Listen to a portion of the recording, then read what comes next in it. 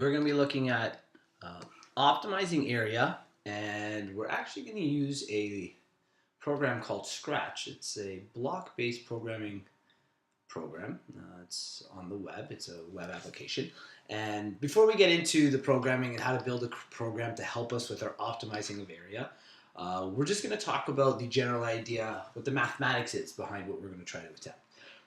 So we're going to try to get the Scratch program to build a table like this. It'll be called a list in the program. Then we're going to get it to populate values within these columns here, so that we can explore the different types of areas we'll get when our perimeter is constrained. So when you have like a set perimeter. So imagine, we have maybe something like here is 24 meters of fencing, we'll say. So we'll say here's all of the fencing we have. That's all of our material, 24 meters of it. And so that's going to be our very first input in our perimeter. What's a possible length? Well, we could build a fence, and we're going to be building rectangular fences in this case, okay? So we could build a fence where it's a meter. It's 1 meter long there. And then if that side's a meter long, then we know the other side is a meter long also. So that's already 2 meters missing. So that leaves us, so remember we started with 24. So we had 24, we've subtracted now 2 meters, there's one on each side, we're left with 22, and we need to split that between the two sides of the rest of the fence. So if we were to divide that by 2, the other two sides of the fence will be 11 meters each.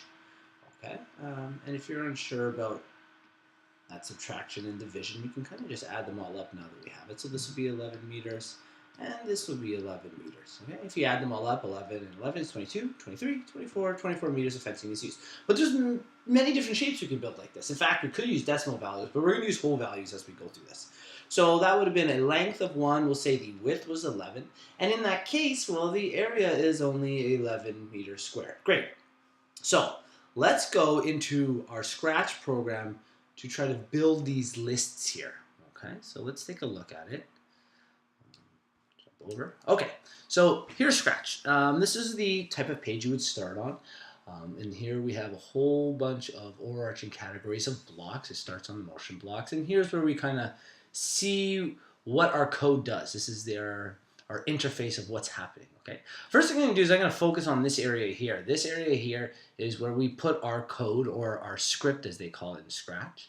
In fact, I'm going to make this part even larger. As you'll see, I'll go back there. Just a little arrow. It's hard to see just beside the X and Y coordinates there. And if you select it, it gives us our area where we're going to put our block-based coding. It makes it much larger, which is much easier to work with. Okay. So because of that, once we get our lengths and our widths and our area, what we're actually going to do is we're going to set up a Cartesian plane here, and whatever the length is, that's going to be our x values. Okay, so our x values is our x-axis.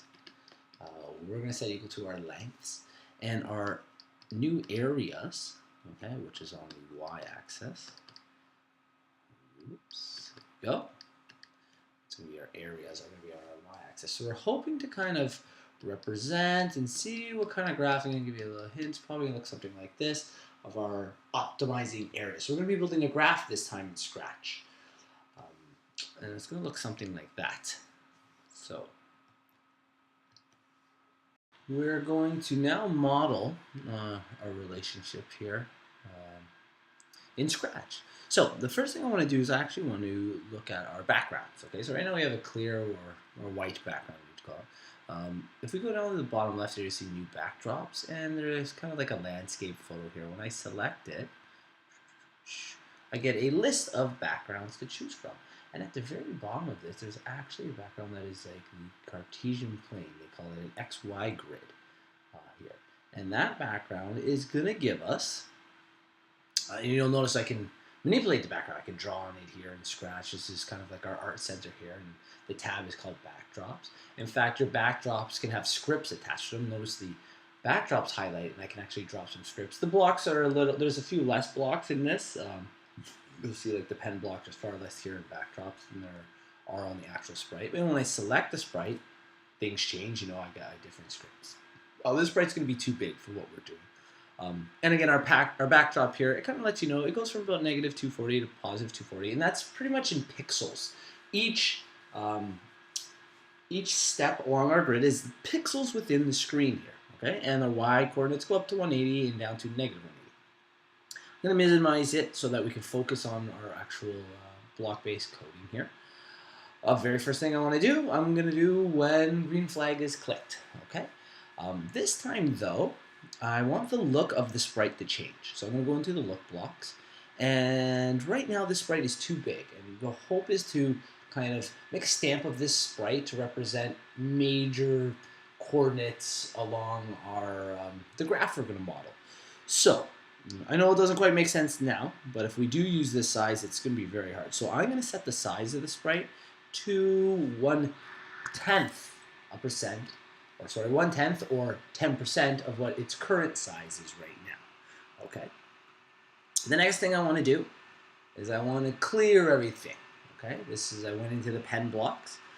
I should have stated that. I went to pen blocks, and there's a whole new list here. I want to clear everything because if I've run this experiment once, the next time I run it, I want all that stuff gone so I can see the way this experiment is going to run this time. Okay. After that, we're going to go into data. So we need to make some variables. So the variables we're going to make are our length, okay, our width, our area, and perimeter. So perimeter and area. Okay. You notice they kind of populate up here. We can see what their values are. We're going to set our perimeter. In this case, actually, we're going to make it 20. So perimeter will be 20, and we're going to set our length. We'll start with, what if the length was 0? What would that area be? Okay. Next, we're going to set our width block, and our width block has to be written in terms of perimeter and length. So we're going to have to go over and take a look at what our perimeter and length would be, or sorry, what our width would be equal to when perimeter and length are kind of variables themselves. So we'll do the math for that right now. Okay, so our width here, we need to come up with a formula for width. It needs to be a formula in respect to our length and our perimeter, and then we're going to talk about our area formula also. So we need to build some formulas. We know that our perimeter formula, okay, is written as P is equal to 2 times our length plus our width. Sometimes that formula is kind of written like this, 2L plus 2W, but this is the specific version of it we're going to use because this one is going to be the easiest to isolate. Okay, so remember I said I wanted to isolate for width in this case. Okay, that means I need to move everything over to the other side of the equation. I need to get width by itself. So in order to do that, right now I have P is equal to 2 times this. So think of like a bit of a reverse bedmass here. We need to get this 2 multiplied by these brackets. I need to move this 2 over. So because it's multiplication on this side, when I bring the 2 over, it becomes division. It's essentially dividing both sides by 2 to turn that 2 into 1. But think of it like this. Opposite operation, take the 2, because it's multiplication here, we divide by 2. So our formula now reads at the moment, our perimeter divided by 2 is equal to our length plus our width. Great. But remember, I had to isolate W, width. So now I need to move the length to the other side. In order to do that, because it's a positive here, when I bring it to the other side, we're going to be subtracting by length. So our new formula reads P divided by 2, subtract length is equal to W. Perfect. I'm done. Okay. We just have to make sure we set the order of operations up properly because the computer is very specific with that. In our case here, we know that division comes first, but I'm going to put a set of brackets around it because it's going to help communicate this idea when we actually go to build it in Scratch. So the very first step we're going to tell the computer is to divide the perimeter by 2. Remember, we've already set the perimeter equal to a value. And then we want it to subtract by whatever our length was, and we've already set that to a specific value. We're building our constraints at the moment. The other thing we need to state is our area formula. And our area is equal to length times width, okay? And that's fine. We don't have to manipulate anything there because if you think back, we set perimeter to 24. We set our length to 1, so here we go. We can say perimeter variable, check, we got something. Length, check. We now have something for width, which we're going to build into Scratch. And area, well, it's referring to length and width, which we already have something for, so this is going to work out perfect. So we need to go set those variables in our new, in our Scratch program here. Our formula for width, we're going to go into our operator blocks here. And if you recall, for our order of operations, first thing they asked us to do was to divide perimeter by 2. So I get my division block here. It's that slash, that forward slash. We're going to go into our data blocks, and I'm going to get the variable that represents perimeter. And I'm going to drag it in from the right. That's kind of how it works in Scratch. Drop in from the right. You'll see it highlights, and I drop it in. My perimeter is going to be divided by 2. I type the number 2 in. After that, we need the subtraction block. So I'm going to go back to our operators. You'll notice I get subtraction. Now this entire block, this is like a set of brackets, think of it. So I'm going to take this division block and going from right to left, because if I go left to right, it doesn't seem to highlight. From right to left, I can drop it in. There we go. So now we have a set of brackets around perimeter divided by 2. And then once it does that, it's going to subtract by, well, length. And we need the variable block for length. Now I want to move this entire operation here into our block that sets the width equal to something. So I have to grab the lowest. Think of it like these are being stacked on top of each other. The lowest block is technically the subtraction block. Everything's been stacked on top of it. And coming from right to left, I drop it into that square space. Ooh, I missed. There we go. And we've now set our width equal. On top of that, we need to set our area equal to, and we talked about it before, just length times width. So we get our multiplication block. It's kind of like an asterisk. And we're going to do length times width. Great. And we drop that entire block into there, snap them together, and we've now set those both. Okay, and once we've done that, okay, we want to tell the sprite here to go to our specific point. So if you recall, we said that, where's my go-to block? It's under motion here. So go to, there it is. I'll struggle to find it. Go to x, x0, okay? Well, in this case, our x value is actually going to be the length.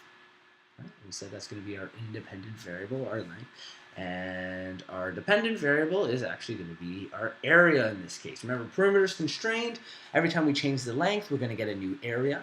So after we've defined what the length is, right? It said length was 0, and area, in this case, well, what will area be? It's going to be whatever length times width is, and width is defined by our set perimeter. We're going to tell it, go there. Okay? We want sprite to go there. And we're going to go back to our pen blocks. And then we want to stamp. We're going to stamp a picture of the sprite there at that moment so that we know that that's can be represented as a coordinate on a graph. Okay, we want it to set that stamp there. Maybe we'll get it to wait a second. Okay, and then again, we're going to want to change our length. So I'm going to go back to my data blocks. Why am I doing this? Well, because I'm trying to do the entire list here of what are all the possible lengths we could get. So I want to change my length by 1. And every time we change our length, because when length change, length is part of that, we're going to get a new width. When we get a new width, that's going to give us a brand new area. So we're going to get a whole new set of coordinates every time the length changes. But we need this process to repeat over and over and over again. And I know I quickly went into control blocks and didn't talk about them. We're going to go back to control blocks. That control block I grabbed was just to wait a second, telling the program, take a minute, or not a minute, take 1 second, and then start executing, because the computer executes so very quickly when it reads the script. I want to repeat this how many times? This repeat block is telling all these blocks in here to go through that same action a certain number of times. I think in this case, I feel like it might be 13. I'm not 100% sure. I'm going to grab it, and I'm going to snap it in there. Okay. I'm going to bring back our interface. So I'm going to shrink that space a little here, and we're going to execute to make sure that our graphing script works. 11, that's the number we're actually going to want, and we're going to execute now. So when we click this green flag, we're going to take a look. Click. Let's try it again. There we go. And you notice it's stamping the cat. Okay, and it's creating a parabolic relationship. I know that might be a new word to you there, but the problem is it's really hard to see because everything is a pixel length. So when the length changes by 1, it's only changing by 1 pixel. So it starts at 0 and 1 is right beside it. So I'm just going to emphasize this just a little more. Okay, I'm going to duplicate this entire list of script I've done. If I right click on the top block and I hit duplicate, look at that, I've just duplicated.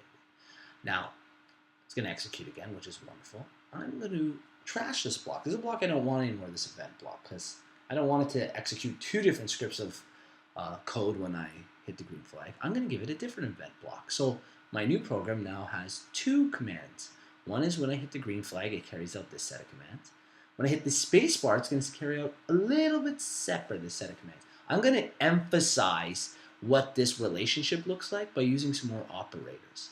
So where it says go to in the X, I'm actually going to take a multiple, and our length is going to be multiplied by, what are our lengths? We can get up to 100.